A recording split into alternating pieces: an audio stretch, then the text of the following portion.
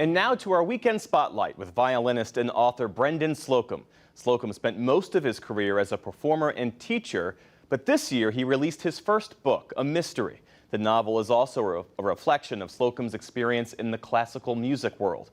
We sat down in the grand foyer of the Kennedy Center for the Performing Arts in Washington, D.C. Violin Conspiracy is a story of Ray, who discovers that his old family fiddle is actually a priceless Stradivarius violin. This discovery catapults him into superstardom in the world of classical music.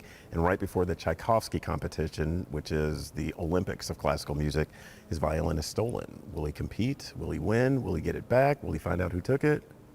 You gotta read it to find out. Why write this particular story? Because it's mine. It's my story, and it's very personal to me. There's so many instances in the book that actually took place, and it's just a very, very personal story that I feel has real-world implications to any and everyone. It could apply to anyone. Anyone in this world could be Ray McMillan. Anyone could be. Yeah.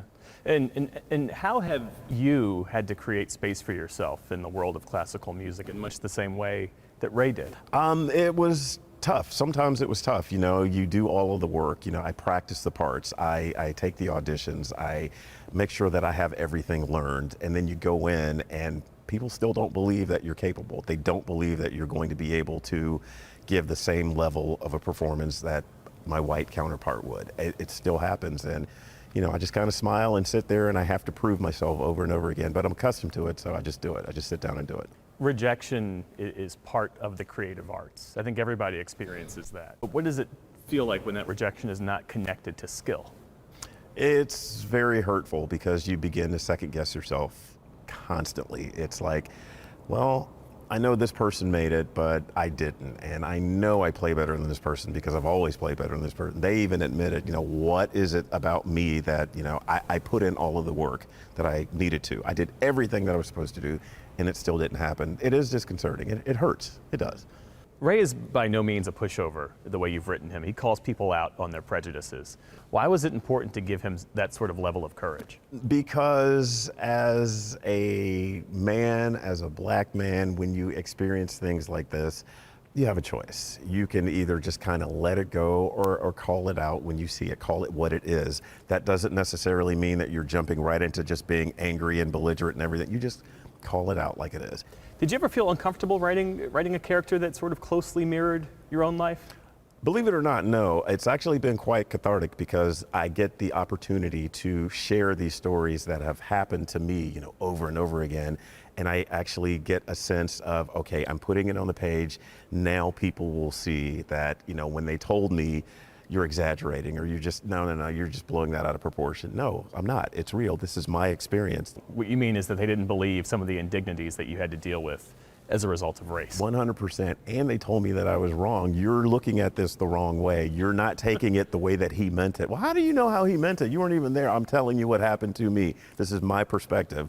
And my perspective is not wrong. It's just my perspective. How has classical music, how has playing the violin changed your life? Changed my life. It saved my life. Totally saved my life. I would be in prison or dead right now were it not for... You know that for a fact? I do know that for a fact. Wow. I do.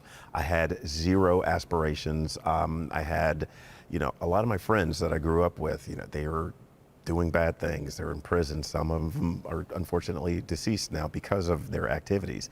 When they were out running around, I was practicing. When they were breaking into someone's house, I was on a trip. I got to travel because of my violin. It took me to college. I've met some incredible people. I've, gotten to do things that people will never, they can just dream about. And I've gotten to share those things with other people who never would have been able to experience those things were it not for music. So I know that the violin saved my life. I know that for a fact. What advice would you give to particularly young black youth who look at the world of classical music and don't see themselves reflected in it? I would say, and I do say, if you see me, you see you. I could be you. You could be me.